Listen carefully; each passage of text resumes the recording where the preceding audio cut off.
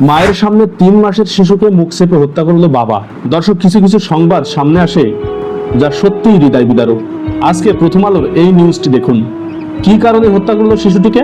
কারণ শিশুটি অতিরিক্ত কান্নাকাটি করছিল।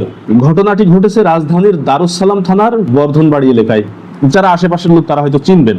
কান্না থামা নাইলে মাইরা ফেলাম বলে বাচ্চার মুখ চেপে হত্যা করে ওই পাষণ্ড বাবা।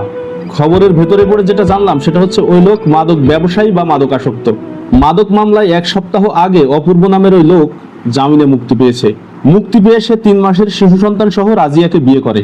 মেয়ের বাবা মা হয়তো মনে করেছে 3 মাসের শিশু সন্তান সহ আমার মেয়েকে বিয়ে করছে, জামাইয়ের মন মানসিকতা হয়তো ভালো হবে।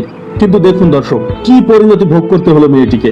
তো যারা মেয়ে বিয়ে শাদী দিতে চান তারা অবশ্যই ভালো করে একটু খোঁজ খবর নিয়ে মেয়ে বিয়ে শাদী করাবেন। বিশেষ করে মাদকাসক্ত লোকজন কিন্তু সমাজের জন্য এবং পরিবারের জন্য খুবই খারাপ। 3 মাসের শিশুকে মুখ চেপে ধরে হত্যা করা সুস্থ স্বাভাবিক মানুষের পক্ষে সম্ভব বলেন?